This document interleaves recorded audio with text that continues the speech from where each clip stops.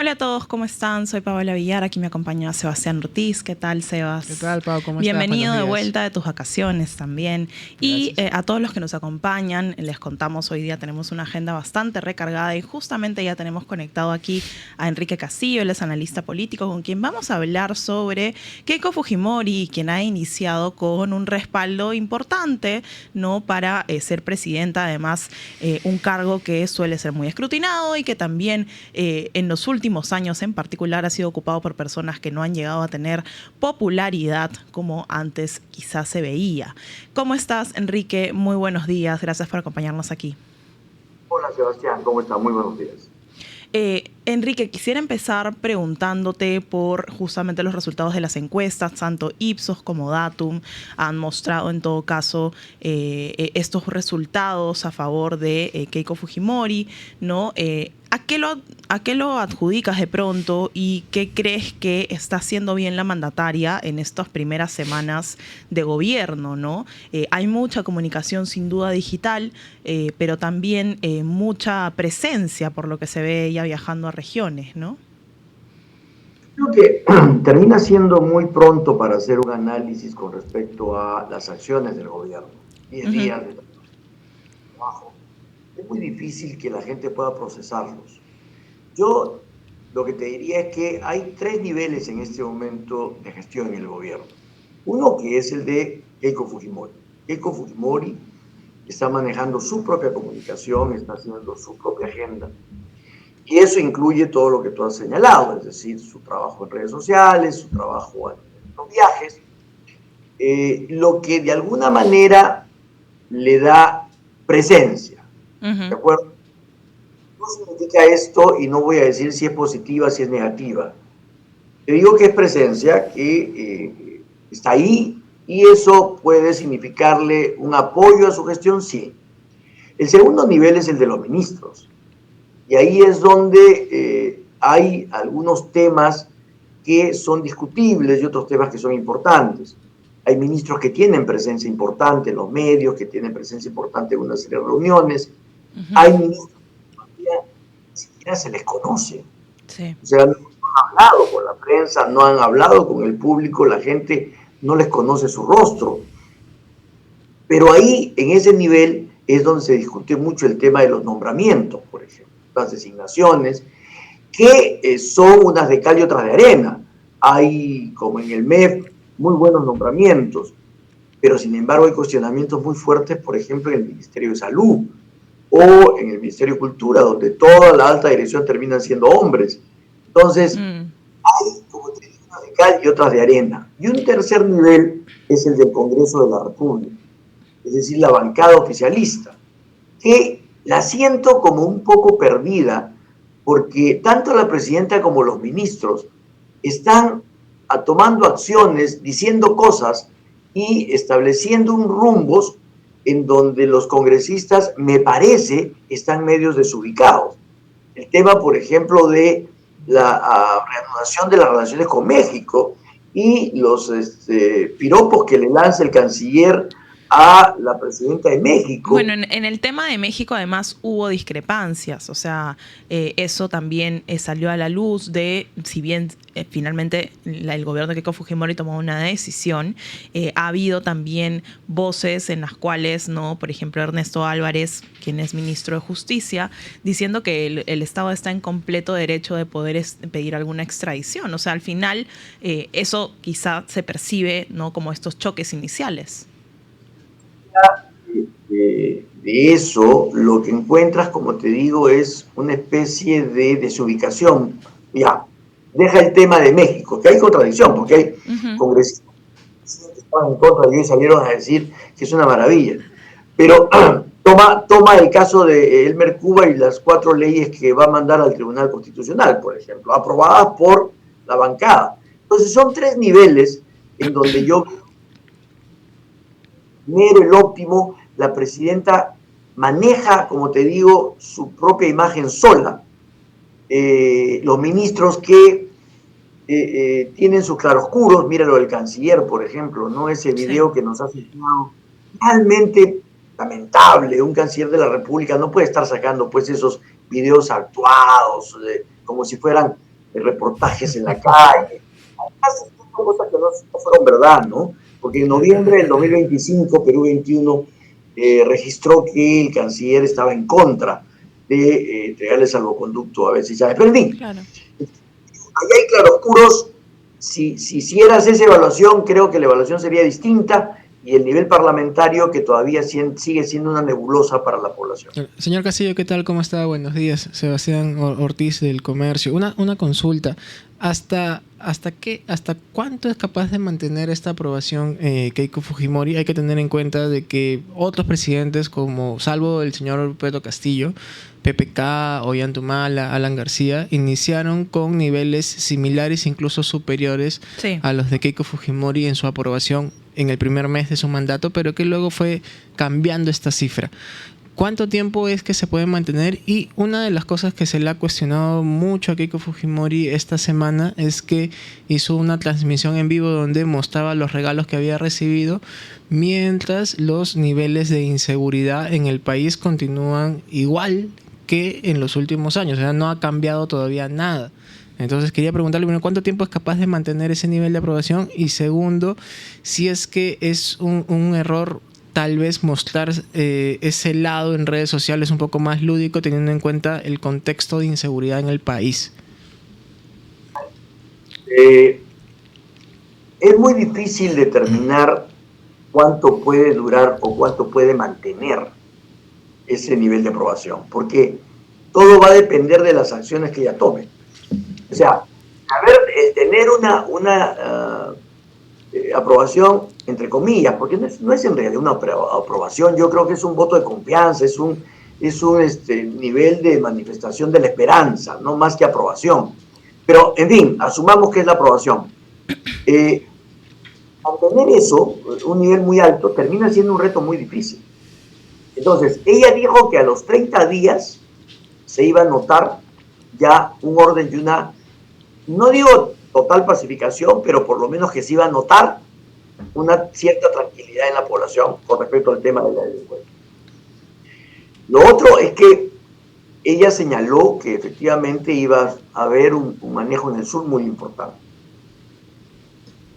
Su primer proyecto enviado al Congreso tiene que ver con la creación de un distrito. No es sobre el tema de lucha contra la delincuencia. Y la presidenta viaja a muchos lugares, es verdad, está muy cerca de la población, es cierto. Pero si lo comparamos con José Gerí, él conectó un poco más con la población porque atacó justamente los temas que a la población de alguna manera le estaban molestando más. Él iba a finales, él salía a las calles a hacer los operativos.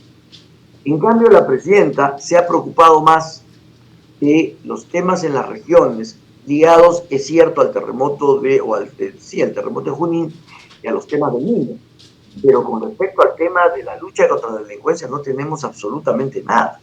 Más el ministro del Interior, si aparece una vez cada 15 días hasta ahora, yo no lo he visto más de una vez o dos veces.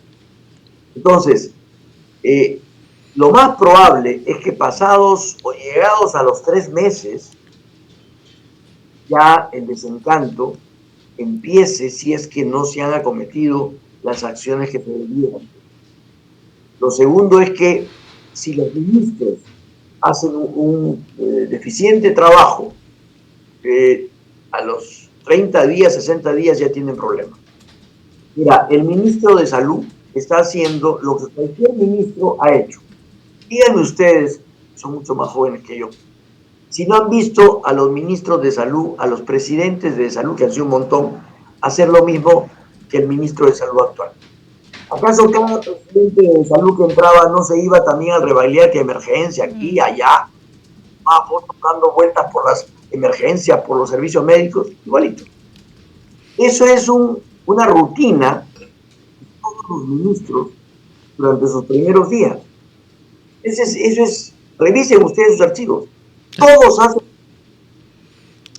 ¿Por qué? Porque quieren mostrar una realidad tétrica para decir que ellos lo van a solucionar, para dejar sentado que recibieron algo tan malo que ellos no pueden hacer milagros. Pero, señor Castillo, no han hecho tampoco un balance, ¿no? Porque en el mensaje a la nación de la señora Fujimori no hubo, digamos, una parte o un bloque que dedicara a especificar o detallar cómo estaba recibiendo el Estado de parte de las administraciones del señor Castillo, Boluarte, Gerí y Balcázar. Y todavía no lo han hecho como bloque. O sea, no hay una conferencia donde salga el primer ministro Galarreta a decir, bueno, así hemos recibido el Estado y estas son las primeras acciones que vamos a tomar. No se ha dado eso. Ha sido, digamos, raro, extraño, es un error no dar un diagnóstico de cómo están recibiendo el Estado y las primeras acciones que se van a tomar. Voy a contestar tus preguntas con calma, porque justamente lo que te estoy diciendo es que los ministros se están dedicando a una rutina que es conocida por todos, que es simplemente transmitir vía medios lo que todos sabemos. ¿O ustedes no saben que salud es un desastre y que los hospitales del Ministerio de Salud son un desastre? Lo saben. El ministro no nos está contando nada nuevo. Lo está dramatizando porque a él le conviene mediáticamente. Ahora, no voy a escaparme de la pregunta de la presidenta, Sebastián, por si acaso.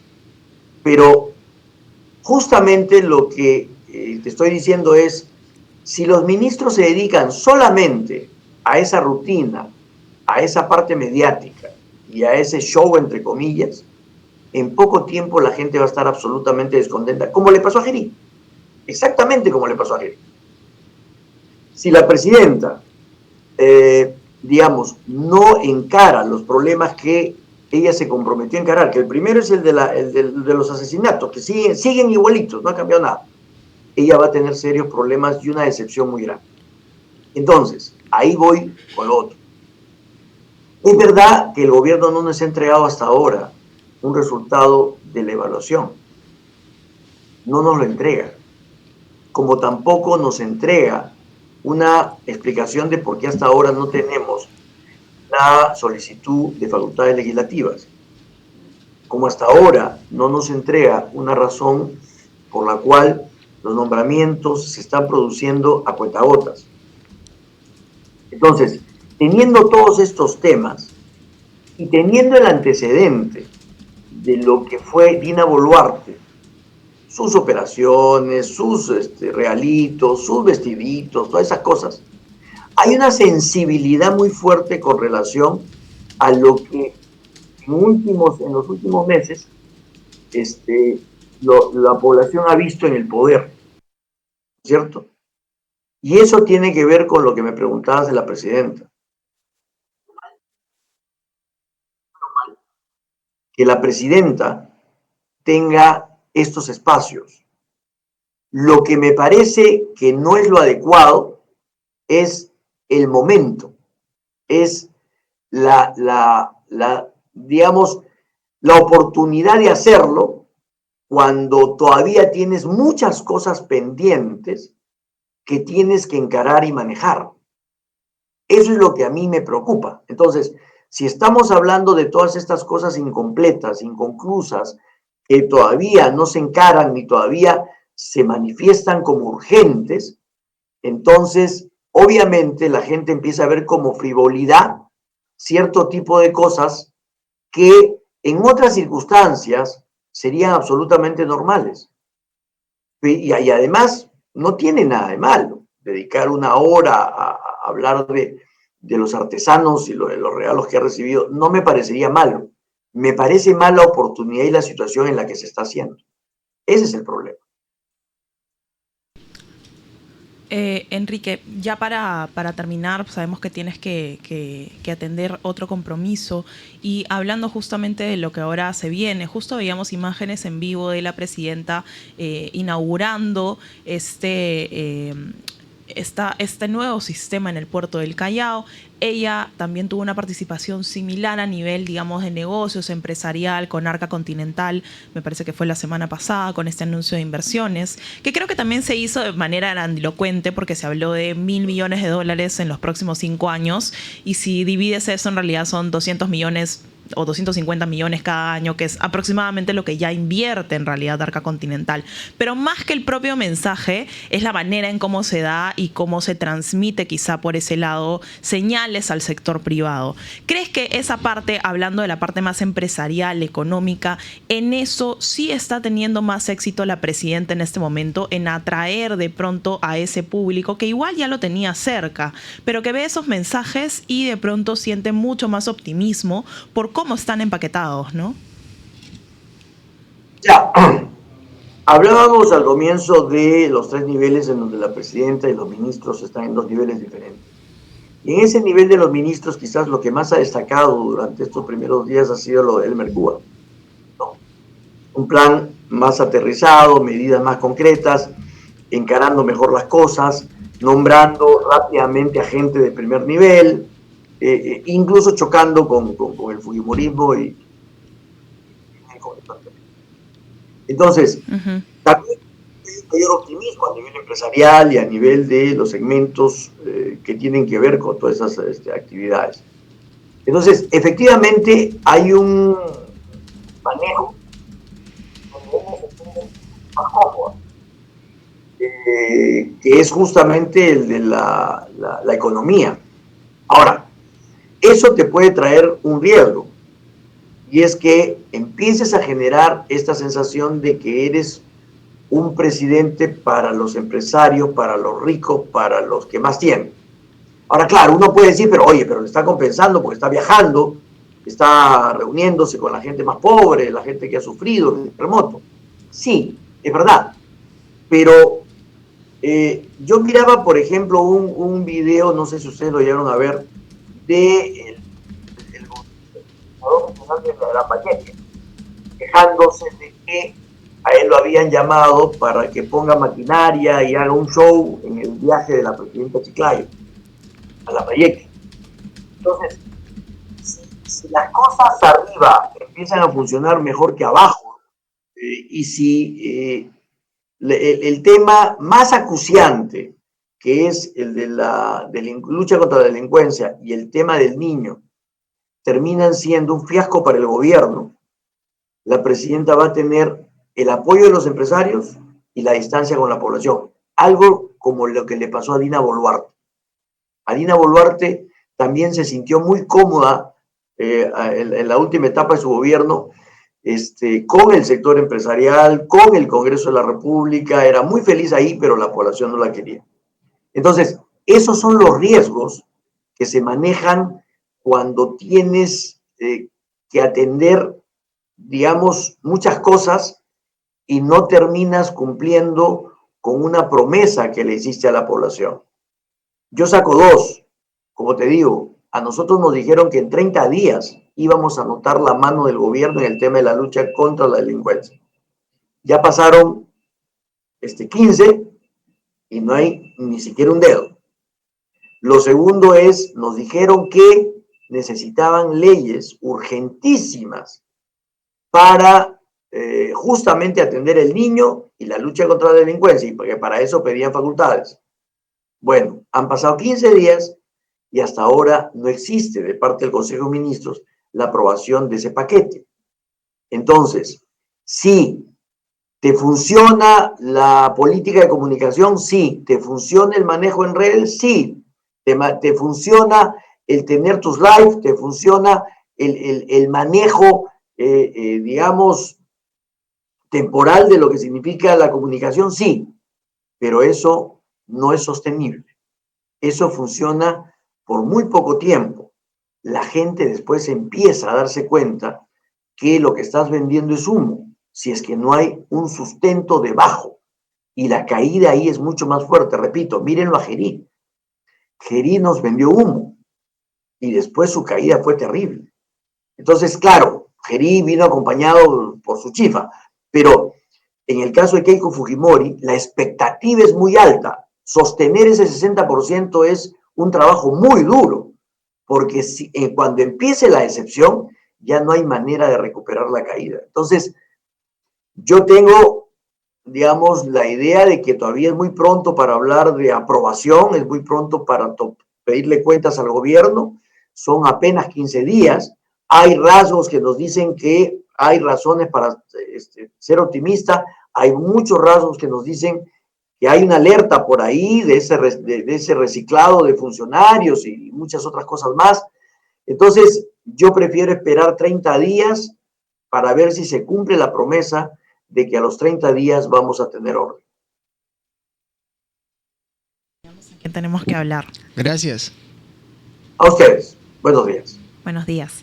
Y bueno, para los que están conectados aquí, justamente veíamos una actividad de la presidenta Keiko Fujimori. Ella está en el puerto del Callao participando en esta inauguración del sistema de energía eléctrica para buques, un evento que está haciendo DP World, ¿no? Y ahí ha mencionado algunos temas importantes sobre la importancia estratégica del puerto del Callao para el comercio exterior peruano. También ha afirmado que esta modernización va a permitir que se fortalezca la competitividad del país y generar mayores oportunidades para los sectores productivos y exportadores, ¿no? Estos son algunos de los mensajes, justo, Sebastián, que decíamos que se están enviando mucho al sector privado, a las inversiones, de pronto esta apertura que sí se nota que tiene el gobierno respecto a estos temas. Y como bien decía el señor Enrique Castillo, hay que estar atentos a cómo se sigue desarrollando su gobierno, porque tiene una gran promesa que es la de el orden y la seguridad, y ese es uno de los grandes pendientes, ¿no? Esta semana debería aprobarse la solicitud de facultades en el Consejo de Ministros, porque ya a partir del día lunes comienzan a instalarse las comisiones ordinarias, tanto en la Cámara de Diputados como en la Cámara de Senadores. Entonces, si ellos lo presentan el día viernes o el día lunes, ya se puede comenzar a ver ese pedido de facultades. Sí. Que vamos a ver si tiene relación con el borrador que se filtró hace 2 semanas, y si es que o lo reducen, porque gran parte de la oposición, sobre todo en Cámara de Diputados, pidió que la solicitud de facultades sea bastante acotado y que no aborde tantos temas, ¿no? Uh-huh. Exactamente. Y bueno, nos toca cambiar de tema además con esta situación lamentable que se vive en Colombia. Están en un estado de catástrofe nacional después de este sismo que registró una magnitud de 7.4 con una profundidad de 96 kilómetros. Se ha convertido en el terremoto más fuerte desde 1979 en el país vecino y pues ya ha, como hemos visto, generado grandes estragos. Lamentablemente ha cobrado un saldo de más de 200 vidas, hasta lo que teníamos, al menos, si me permiten actualizar también esa cifra, pero hasta el momento tenemos estos lamentables resultados ocurridos justamente por este terremoto. Y para hablar sobre este tema nos acompaña aquí Estefanía León, subeditora de la sección Nación del Tiempo. ¿Cómo estás, Estefanía? Buenos días. Bueno, muy buenos días, si se puede decir así, a raíz de la situación que estamos pasando en este momento en Colombia. Muchísimas gracias, primero que todo, por poner el foco en Colombia en este momento. Hay una región en este momento que es el suroccidente colombiano, el Pacífico colombiano y el eje cafetero, que necesita de toda la ayuda posible. Así es, y desde aquí, obviamente, Estefanía, nos solidarizamos con todo el pueblo colombiano realmente en medio de esta situación. El Perú no es ajeno a estas crisis nacionales realmente. Sabemos que lo último es que se han decretado 3 días de duelo nacional por los fallecidos del terremoto. ¿Podrías actualizarnos actualmente, en este momento, ¿no?, cómo se encuentra el registro justamente de las personas que lamentablemente han perdido la vida por esta situación? Y en todo caso, ¿qué otras medidas se están tomando para poder enfrentar esta emergencia? Me imagino que están en este proceso, además de recibir varios cuerpos de ayuda internacionales. La Cruz Roja ha estado ahí. Cuéntanos, por favor, cómo se encuentra la situación en este momento. Bueno, exacto, para dar, digamos, que el reporte más actualizado de las víctimas, lo que se sabe hasta el momento y la cifra que nosotros como El Tiempo estamos tomando en cuenta es la del gobierno, la entregada por el presidente Abelardo del Espriella, que fue el día de ayer. Esta cifra que tiene él es de 2.595 personas heridas y 181 personas fallecidas hasta el momento. Hay, digamos, que otras organizaciones que hablan de más, pero por el momento la cifra que estamos tomando nosotros en cuenta es la del gobierno. Frente al tema de cómo está la situación, digamos que para entrar un poco en contexto, las 4 ciudades que más se vieron afectadas en el país son Cali, Pereira, Quibdó y también Manizales. Estas ciudades, si uno ve un mapa de Colombia, puede ver que están ubicadas, digamos que en la parte inferior, por así decirlo, Claro. del país, es decir, están en el suroccidente. Pero aún así esto se llegó a sentir en Medellín, en Bogotá y se sintió un poco en las costas, digamos en la costa Caribe, pero particularmente la zona más afectada es el eje cafetero y el suroccidente colombiano.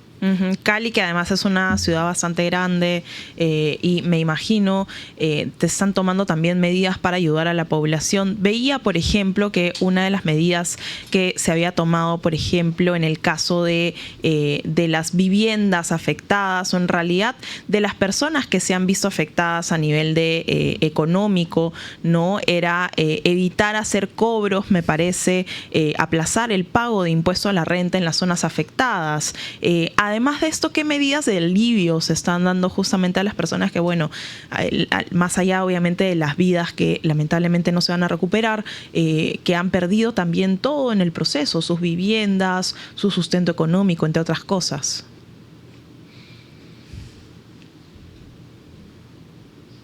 Muchas empresas, por ejemplo, de telefonía, han decidido regalar gigas de internet, por ejemplo, para las personas, porque una de las problemáticas más grandes que está pasando en este momento en el suroccidente es que a raíz de que se cayeron muchas antenas y a raíz de la crisis, no hay red en este momento, ni telefónica, ni tampoco de internet, y está siendo muy difícil conocer específicamente qué es lo que está sucediendo en ciertas zonas del país.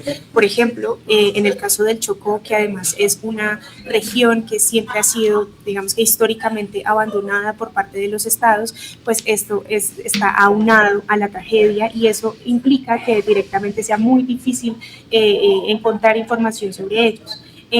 También, por supuesto, las alcaldías locales no solo han decidido en algunos lugares permitir el transporte público gratuito o bajar un poco la tarifa del transporte público, sino que además, como lo decías, el impuesto a la renta y también ciertos servicios, pues o no se están tomando en cuenta o no se están cobrando o directamente están haciendo una rebaja, porque también es cierto que a raíz de la tragedia hay ciudades, por ejemplo, como Pereira, que están afrontando problemas de servicios públicos como lo de la energía, pero particularmente el agua. Muchos acueductos se vieron afectados pues a raíz precisamente de esta tragedia. Una precisamente de las cifras es que 16 acueductos se ven afectados. El acueducto como tal, digamos, ese concepto de acueducto no es solo como un tubo, por así decirlo, sino que directamente son zonas enteras, barrios enteros, los cuales están sin agua. Estefanía, ¿qué tal? ¿Cómo estás? Buenos días. Mi solidaridad con Colombia en este momento difícil. En el gobierno del señor del Espriella no hizo, digamos, un proceso de transferencia con el gobierno del señor Petro. ¿Qué tanto ha afectado la ausencia de este proceso en el manejo de parte de la emergencia por parte de las instituciones de defensa civil? ¿Y qué es lo que ha encontrado el nuevo gobierno sobre estas instituciones, si es que realmente estaban preparadas para una emergencia como la que se ha dado, si es que tenían los kits de primeros auxilios, si es que tenían los funcionarios capacitados para reaccionar ante una emergencia de este tipo?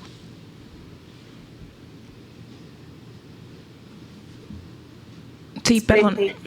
Al empalme de la Espriella, digamos, con el gobierno Petro, particularmente la UNGR, que es la Unidad de Gestión del Riesgo de Desastres, que digamos que se encarga particularmente de todo este tipo de desastres que suceden en Colombia. A raíz de eso, precisamente, en específico esta unidad ha tenido un problema de respuesta porque además de que hay un empalme que hacer y que es un empalme que no se pudo hacer, que todavía hay muchísimos funcionarios, digamos, que hacen parte del gobierno Petro, también es cierto que el tema político, que sean dos extremos completamente diferentes políticos, hace que también se dificulte, digamos, que sea complejo la comunicación entre ellos. Lo que sí es cierto es que hay muchísimos cargos técnicos de la UNGRD, hay muchísimas personas que van a seguir en la organización a pesar de cualquier tema político y a pesar de cualquier empalme, porque son cargos técnicos que se necesitan y que son personas que directamente tienen que mantenerse. Entonces ahí están como en una transición que pues lastimosamente Abelardo de la Espriella llegó y no pasaron 2 o 3 días y sucedió esta tragedia. Entonces, obviamente, es un golpe muy duro y muy complicado. Frente al tema del ejército y de la defensa civil, sí ha sido un poco más fácil para el gobierno manejar el tema. Han enviado muchísimas ayudas por parte del ejército y los cuerpos de rescate. Colombia tiene, pues digamos que una ventaja, y es que tenemos un muy buen cuerpo de rescate que también ha sido muy valioso en ciudades como Cali, en ciudades como Pereira y Quito, para recuperar, digamos que a estas personas que todavía pues están bajo los escombros, porque no sé si han visto redes sociales, pero creo que ese ha sido como también una constante, y es el tema de las personas que siguen atrapadas bajo los edificios que cayeron. Sí, sí. Y justo por ahí también para actualizar, ¿nos podrías comentar, Estefanía, si tienes conocimiento respecto a ya cuerpos de ayuda de distintos países que efectivamente estén en territorio nacional colombiano apoyando a las fuerzas que ustedes tienen allá? Nosotros sabemos, por ejemplo, que el equipo USAR Perú va a viajar a Colombia, todavía no ha llegado, pero lo anunciaron justamente, que se ha dispuesto que estos dos equipos colaboren en la búsqueda, por supuesto, de víctimas, en la búsqueda de personas que puedan estar aún con vida y atrapadas. Todavía hay tiempo realmente, entonces creo que por ese lado, bueno que lleguen distintas fuerzas de distintos países, ¿no? ¿Quiénes están colaborando con ustedes hasta el momento, no? Bueno, hasta el momento, digamos, esta mañana se supo que ya había llegado el cuerpo de rescate de México, que es uno de los más importantes de Latinoamérica. Ayer hubo precisamente, digamos que todo el día, una polémica, por así decirlo, porque de acuerdo con el gobierno de Claudia Sheinbaum no habíamos recibido a este cuerpo de rescate, no habíamos recibido las ayudas por parte de ella, pero hoy se conoció que esta mañana ya están en territorio colombiano, como lo mencionabas, Perú, pero también, por supuesto, Donald Trump, presidente de Estados Unidos, anunció ayuda, también por parte de la UNICEF y por parte de la ONU han anunciado ayudas. Entonces, en general, digamos que sí, es un agradecimiento muy grande que tiene Colombia con varios países, no solo de Latinoamérica, sino del mundo, que no solo han enviado mensajes de apoyo, sino que además también han anunciado cuerpos de ayudas humanitarias y también de rescate que se van a dirigir en el futuro, digamos, en los próximos días a Colombia para ayudar a las personas que en este momento están damnificadas y están afectadas por esta tragedia. Finalmente, Estefanía, y también para poder mantener el contacto con ustedes, te agradecemos por atendernos. Me imagino que están con varias noticias llegando en este momento, ¿no? En el caso del presidente de la Espriella, que asume este enorme reto, ni bien inicia su presidencia, de parte de lo que han visto de distintas personas o incluso de las regiones, ¿no? Bueno, acá los llamamos regiones, las localidades en las que se ha dado esta situación, ven apoyo de colaborar, de ir más allá, obviamente, de la parte política. O sea, ¿qué tanto efectivamente se está trabajando más allá de las posiciones que puede haber políticas, ideológicas en medio de esta situación? ¿Qué tanto están colaborando las autoridades entre sí? No, sin duda alguna las autoridades están colaborando entre sí. Hay que decir que muchísimos de los líderes, digamos las autoridades locales y también regionales del país, apoyaron o directamente venían de la línea también de la Espriella, como que todo entonces tenemos el caso de el Meta, tenemos el caso de Antioquia, tenemos el caso, por ejemplo, de Alejandro Eder, alcalde de Cali, particularmente, que Cali fue incluso la ciudad en la que se posesionó a Abelardo de la Espriella. Eso implica también que obviamente es mucho más factible o es mucho más fácil que el gobierno pues directamente cuadre con las autoridades, pero incluso a pesar de cualquier tema político, la realidad es que en este momento todo el país está unido para ayudar a estas personas y para todos estar en pro de que la población que en este momento está en una situación muy grave, no solo por la pérdida de sus familiares, no solo por la pérdida de sus hogares, sino además que están en una situación en la cual no saben cuál va a ser su futuro. La realidad es que Colombia en este momento está unida para apoyar estas regiones que están en una situación crítica, y una de las situaciones más críticas que hemos vivido en los últimos 20 años. Creo que el único terremoto comparable a lo que estamos viviendo en este momento fue en 1999, también en esa misma zona, en Armenia, capital del Quindío. No habíamos vivido algo así en los últimos 20 años.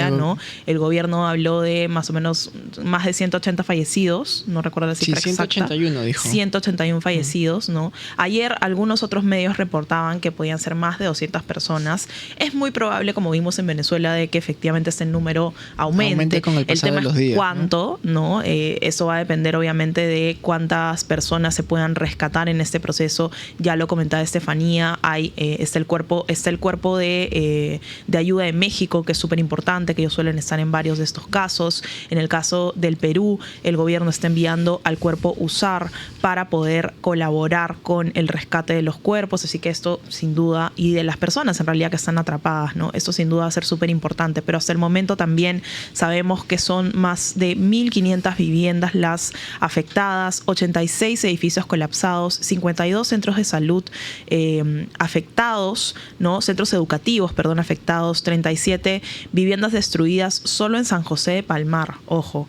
¿no? Y también algunas vías con afectaciones y centros comunitarios que se ven averiados. Bueno, Estefanía señaló que eran 4 las zonas más afectadas: Cali, Pereira, Manizales y El Choco. Sí, que es la zona del eje cafetalero también, toda la parte de Manizales, por ejemplo. Manténganse conectados a toda la información que tenemos aquí en El Comercio con todas estas últimas novedades. Ya sabemos también que se han decretado 3 días de duelo nacional por los fallecidos. Esto lo dijo también el presidente de la Espriella. Y por supuesto desde aquí, desde el YouTube del Comercio, suscríbanse, dejen aquí su like y escríbanos también con las dudas que tienen sobre ese tema, porque estamos haciendo varios videos y transmisiones en vivo sobre la situación que viven nuestros hermanos colombianos. Y ahora sí nos toca cambiar de información. Nos acompañan aquí en el set Marlene Molero y Andrea Quintanilla. Marlene es codirectora y fundadora de ELSA, y Andrea Quintanilla es codirectora ejecutiva de TEDx Tucuy Women, que justamente va a realizar su siguiente edición, esta edición del 2026, que aborda temas sobre violencia de género, liderazgo indígena y derechos LGBTIQ+. ¿Cómo están? Muy buenos días. ¿Qué tal? Buenos días. Hola Sebastián, Paola, mucho gusto. Gracias por acompañarnos. Bueno, quisiéramos empezar hablando sobre el evento, que es ahorita el 15 de agosto. Cuéntenos más o menos cuál es la agenda, qué vamos a ver justamente en este espacio. Este 15 de agosto nos reunimos por año número 11 en TEDx Tucuy Women, y de hecho la agenda es secreta. Durante estos 11 años las personas van al evento. De hecho, acabamos de hacer sold out y todavía no saben a quién van a ver, pero sí les podemos adelantar cuáles son algunos de los temas que vamos a ver. Vamos a hablar sobre, por ejemplo, sobre educación financiera y la importancia de esto para la libertad. Vamos a hablar sobre el arte quené y cómo sirve como motor económico y de resistencia para varias familias y mujeres. Vamos a hablar sobre la importancia de las becas.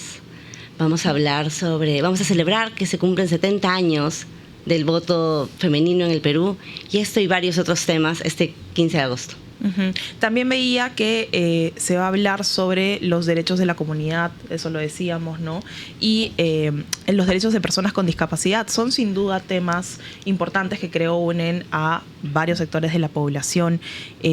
Marlene, cuéntanos un poco ahí también qué vamos a ver de pronto desde la participación que tienen con ELSA. Yo además este año tengo el mega gusto de ser codirectora del evento junto con Andrea. Yo vengo unida al evento desde el 2018 que me invitaron a ser speaker y nunca más me despegué. Y son 8 años, es un evento hermoso que toca temas que son sensibles, que son difíciles y que necesitan, sobre todo en nuestra sociedad, ser abordados con un nivel de profundidad que no necesariamente tienen. Entonces, históricamente el evento, y este año no es la excepción, toca temas como los que ha mencionado Andrea, pero toca temas también que tienen que ver o ha tocado temas con familias homoparentales, con personas con discapacidad, los toca desde personas que tienen conocimientos profundos de esto a través de experiencias o vivencias personales, pero también porque son expertos o expertas académicamente o a través de investigaciones, o porque han desarrollado iniciativas o emprendimientos que están vinculados a esto. Y es un evento que se caracteriza también por tocar temas que están en coyuntura, y de hecho es algo que buscamos muy activamente, ¿no? Andrea mencionó el tema de las becas. Sí.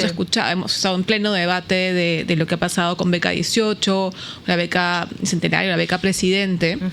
Y lo que significa esto no solamente para las y los jóvenes, sino qué país es el que queremos y estamos construyendo. Y también en esa línea, por ejemplo, tocamos este año estos proyectos de ley que hay en nuestro país y en la región en general sobre la doble criminalización con las denuncias por violencias basadas en género. Entonces, buscamos poner una conversación con mucha profundidad, con mucho rigor y con mucho conocimiento en temas que creemos que son esenciales para nuestra sociedad hoy. Al final de este encuentro se elabora algún tipo de declaración con los puntos. Esto se entrega a las autoridades como para que lo puedan tomar en cuenta como una sugerencia. ¿O qué tanto se les involucra también a de pronto personajes que efectivamente tengan este poder de decisión de cambiar las cosas, ¿no? Sin duda, además de que sea un espacio de interés, creo que es importante que ellos les llegue el mensaje de lo que se comparte en este espacio, ¿no? No hacemos un documento como tal, pero queda algo mucho más profundo, que es el video que se cuelga en el canal de TED.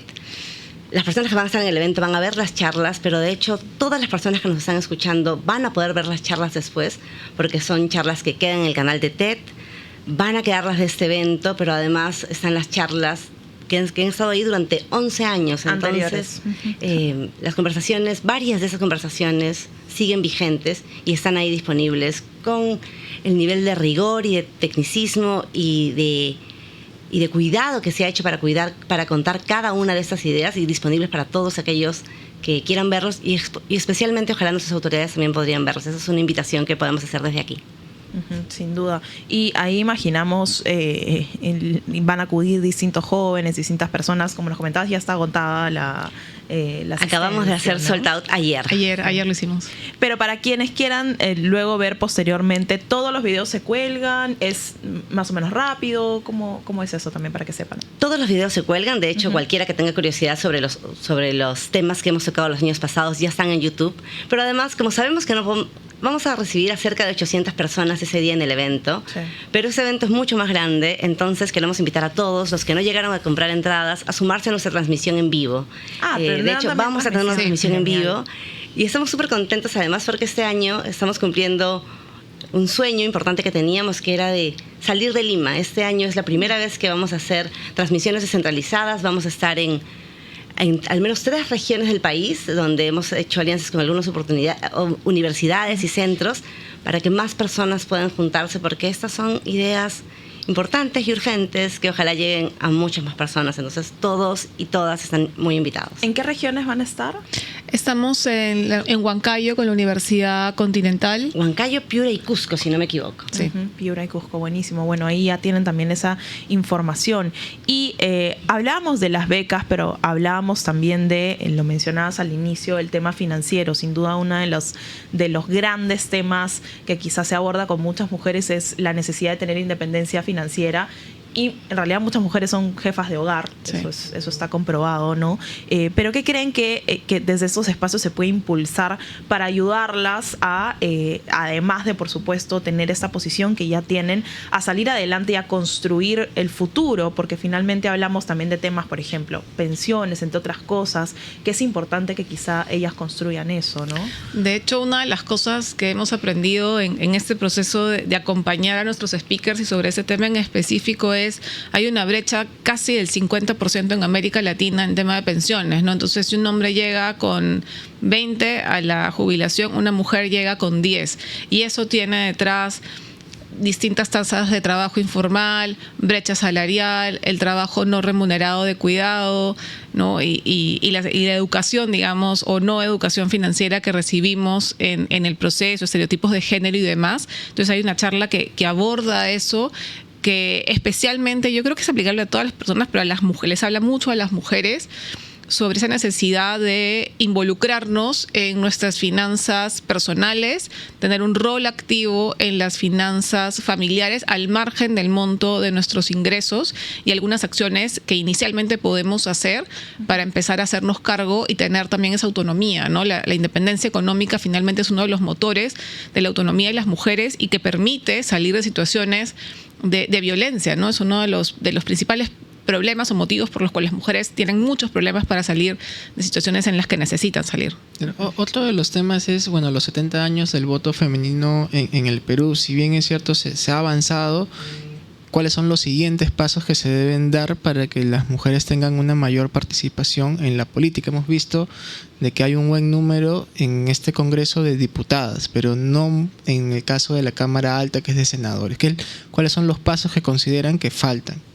Ahí, por ejemplo, son 70 años, que es nada. O sea, Sí, es antes de ayer. Nuestras abuelas probablemente fueron de la generación que por primera vez votó, o nuestras madres no nacieron con este derecho. Sí. Y además, en ese momento fue solo para las mujeres que sabían leer las letradas en español, ¿no? Recién a partir con la Constitución del 79 y en las elecciones del 80, es que por primera vez todas las personas votan en el Perú. Es una invitación a reconocer este avance y los 70 años de lograr este derecho, pero también a no perder de vista que los retrocesos están a la vuelta de la esquina, ¿no? Sí. Paridad y alternancia, por ejemplo, son dos de los mecanismos que han permitido que se eleve el número de diputadas. Digamos, no ha pasado lo mismo con el de senadoras.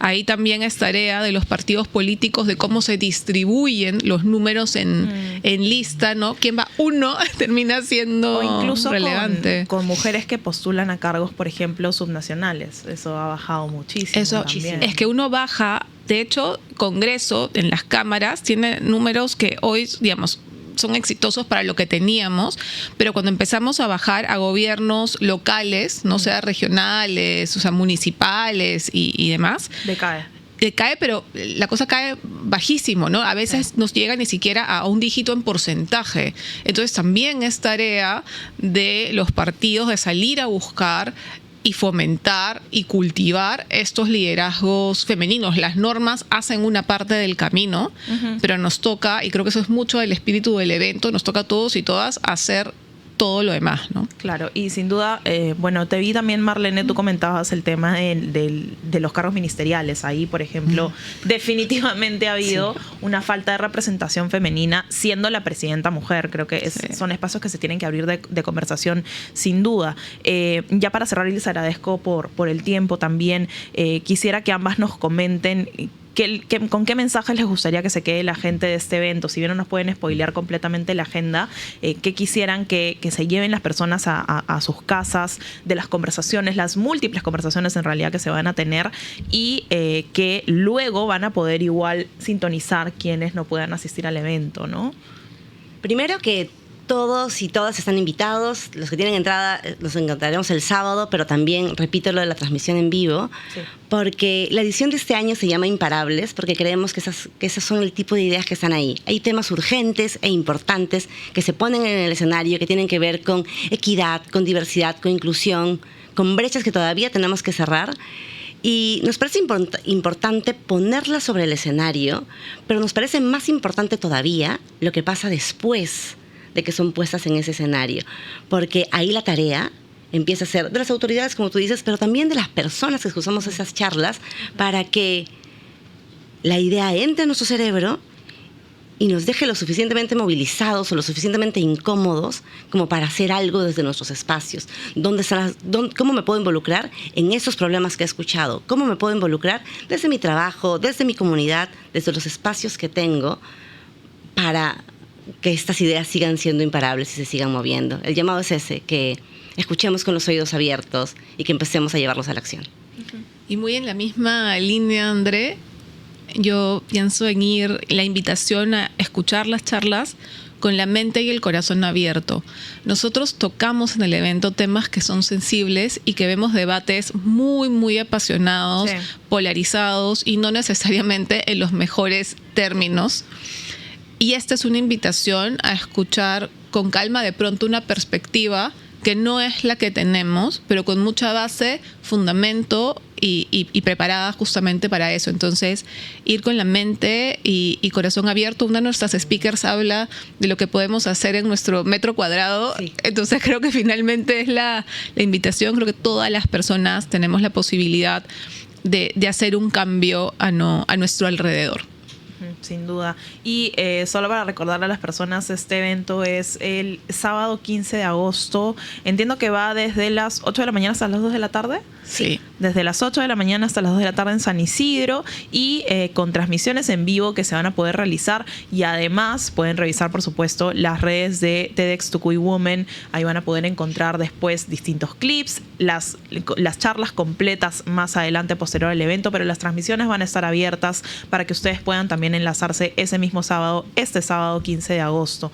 Muchas gracias ambas por acompañarnos aquí en Tenemos que Hablar. Gracias a ustedes, los esperamos a todos y todas. Muchísimas gracias. Gracias. Y a todos los que nos han seguido aquí en Tenemos que Hablar, recuerden, pueden revisar toda la información que hemos abordado aquí en el programa, en la web, en elcomercio.pe. Sebas, creo que tenías algo que comentar.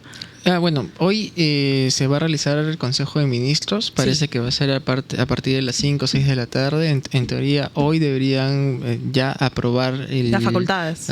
Claro, las facultades, pero bueno, vamos a esperar. ¿Está en agenda las facultades o no? Todavía no han colgado la agenda. Okay. Sí, porque la presidenta Fujimori ha tenido, digamos, actividades con los empresarios y también me parece que el día de ayer estuvo en el norte.